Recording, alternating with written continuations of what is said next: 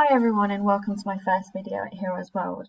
Now you might be wondering, this is nothing related to travel, which is exactly something that I am pursuing this year, but I just thought it is appropriate to upload some GCSE revision videos just to help you guys with different texts that you're studying in whichever school you belong to. So you will have to let me know if you can hear me clearly. It is quite difficult to tell. So please do comment in the comment box below just to give me a little bit of feedback. I just wanted to say that these videos are not going to be in depth unless obviously I change my mind in a couple of weeks. They are just for revision purposes. So, of course, whatever your teachers in your schools have taught you, or if you're homeschooled, go with that. But this is just a quick guidance to kind of update your knowledge and to help you to consolidate information that you've already learned. Okay, so these are just my own interpretations that I've come across and thought about while I've been teaching in Inspector calls, or even today. So we're just going to start now with looking at key quotes. So of course there are many different key quotes you can come up with for lots of characters, and I've just thought, instead of going through about 20 key quotes and bombarding your brain cells, I thought the best thing to do is maybe just to pick 3 or 4.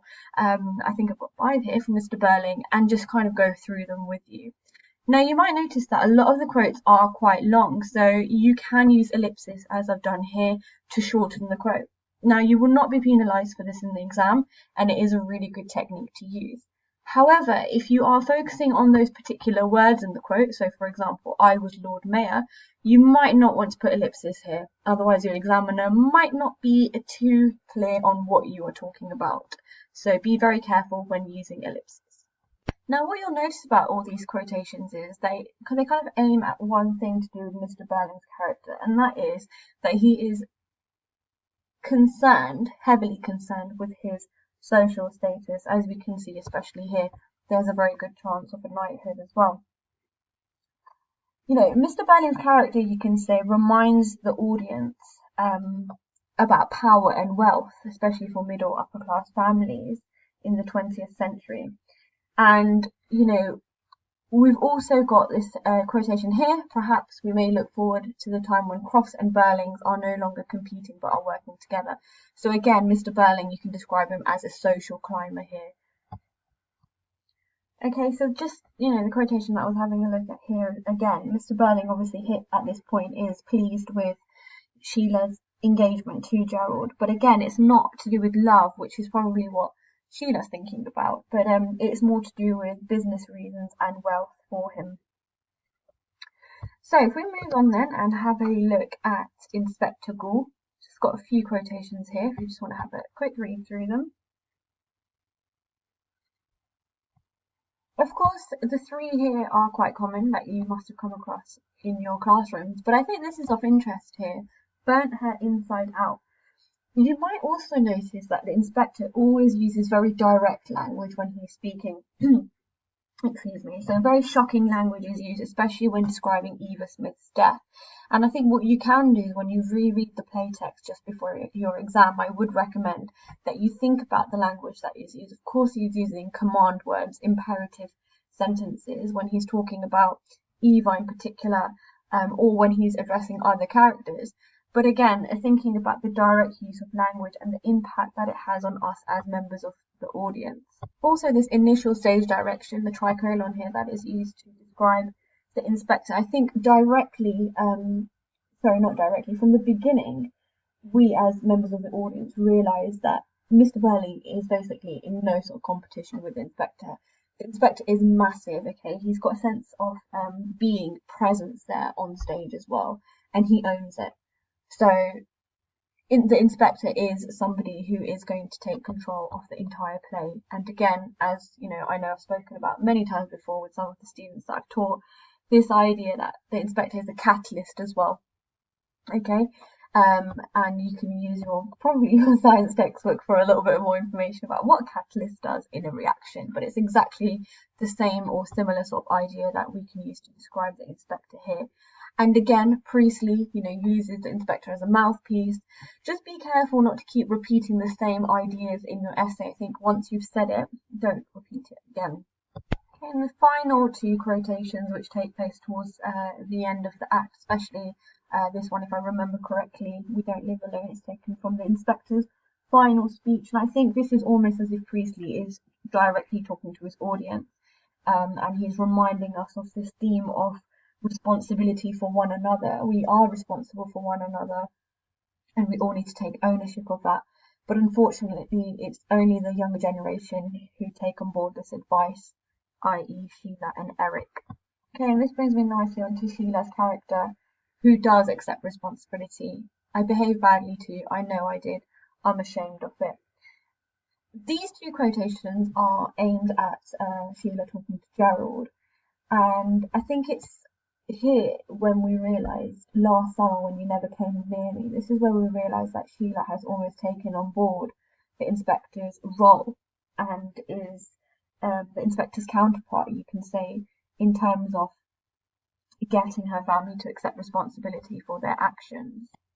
Now, even though the quotation takes place in Act 1, she's kind of raising concerns or suspicion about Gerald's actions here at the start of the play. But then she matures, doesn't she? Of course, at the start of the play we have that key quotation about Sheila wanting the ring, and it's the one that she wanted, and her excitement around that.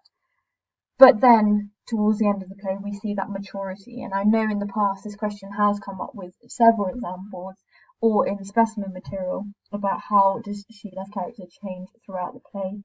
So it is worth still exploring it. You just never know what might come up. It's too soon. I'll just put that into context for you. This is towards the end of the play when Sheila refuses to take back the engagement ring that Gerald gave her.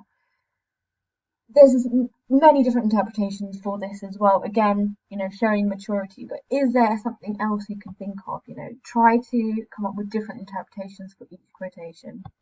Before moving on to Mrs. Burling, I just wanted to say as well that don't ignore stage directions. You can use them as quotations, especially the opening stage directions of the play, pink and intimate and brighter and harder. The idea of the lighting changes at the start of the play. And then when the inspector arrives, it's this idea that he sheds light, you can say, on the events.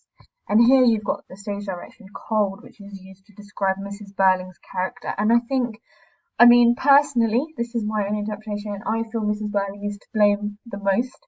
She doesn't accept responsibility. She's cold, as the quotation states as well. But at the end of the day, she works for the Women's Committee and she is supposed to be helping young women like Eva, but she completely refuses this. And instead, the imperative, go and look for the father of the child, it's his responsibility. She is correct in what she's saying, but as soon as she finds out it's her son, we find out that Mrs. Burling is a very, very hypocritical character. So, yeah, I can't stand Mrs. Burling. She's my least favourite character. So moving on to Eric, Squiffy. It's been mentioned many times in the play. It's a stage direction, but it's also how Sheila describes him, and so do the other characters as well in the play.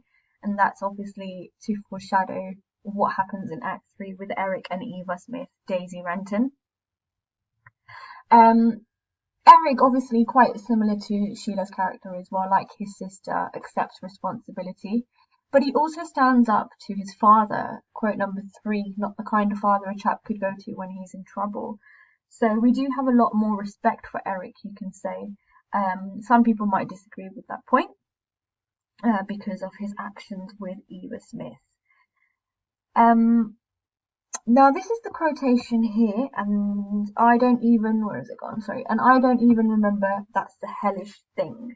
I think this is where it's vaguely hinted that Eric might have forced himself on Eva, and it is difficult to say, but it's just a suggestion, and I think you could go with this quote because he's obviously saying he's not, he can't remember what he's done.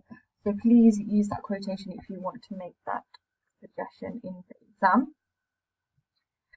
Quite emotive here. We did her in all right. So again, he's accepting responsibility and he realizes his mistake there as well. So maybe you can argue that Eric is a likable character. Now Gerald, you can say, is in the middle. We've got Mr. and Mrs. Burling at the top, who accept no responsibility whatsoever, followed by Gerald, who sides more, I would say, with the older generation rather than the younger generation. And I think that's probably why Sheila can't be with him, because he's not on the same page as her in any sort of way. But what I do admire about Gerald is when the inspector speaks to him and states, well, so this is only a one word, as you can tell, and this is all it takes for the inspector to get Gerald to start talking about his story, and he does very openly, and I don't feel that there's any falsehood in his dialogue in any sort of way. I didn't ask for anything in return, so a lot of people I've spoken to about the text say Gerald was caring and he generally did love and care for Eva, so he did do a good thing. I should mention her name at this point is Daisy Renton as well. She didn't blame me at all. I wish to God she had now.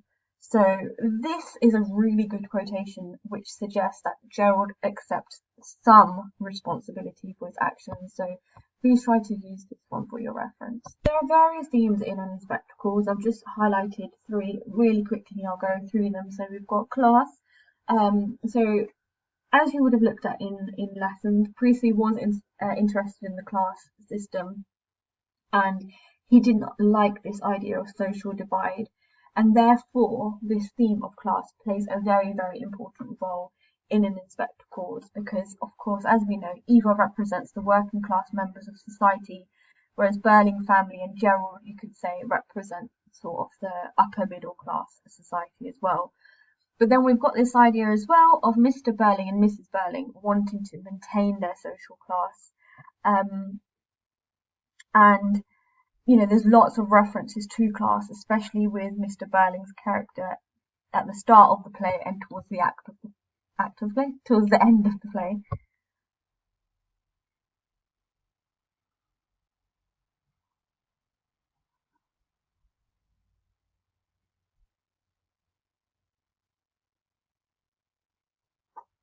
And we can't miss out Edna's character here, of course, a very, very minor character in the play, but you need to understand that she falls into this kind of theme of class as well, because her role is really to highlight the wealth of the Burlings, this idea that they have a maid, but then of course her role is also to introduce the arrival of the inspector. If we move on to this idea of love and relationships, I think this is mainly, for me, love towards Gerald and Daisy Renton, you can say, or Sheila and Gerald. But it is really important to consider this, because at the start of the play, the setting in the Burling household is to celebrate the engagement of Sheila and Gerald as well. During the time the play was set, most women were seen to be put in possession of men. So Sheila, in effect, is being passed from her father to her future husband. So a little bit of context there as well for you. And then, of course, which I've already discussed before, there was a suggestion of Gerald's affair last summer when you never came near me and I wondered what had happened to you. We don't really see a lot of affection between Mr. and Mrs. Burling, which is quite strange. They're quite detached. So this is a point that's not always discussed, but it is important to note as well that Mrs. Burling is described as, quote, her husband's social superior at the start of the play. But not only is she cold towards Eva, Daisy Renton, but she's also very cold to the rest of her family as well, which is probably another reason why I completely dislike her character. Responsibility is huge in the play, so there is so much we can say. So this idea, I think responsibility, I'm not going to go through in too much detail, because when I was going through the quotes, I feel I have summarized it all in detail. But for your exam, you just need to know the main parts, and that is firstly this idea that there is a barrier between the older and younger generation, because one side accepts responsibility and the other doesn't. You need to think about the role of the inspector in terms of responsibility and almost trying to persuade the characters to accept that responsibility as well. And just responsibility as a whole. And I think the level 9 answers are where you're able to relate it to today's society, and the idea of responsibility here. So because I've only got 30 seconds left of recording time, I'm going to leave you with these 3 questions, and it is something you need to think about. Really quickly, was Inspector Gall real? For me, it doesn't really make a difference. I don't think that's what is important. But do have a quick think about the rest of the questions, and I hope you like my video. It was my first one, so I didn't do a lot of editing. It might not all make sense, but I hope in some sort of way it was useful, and I look forward to recording some more. Thank you, and bye.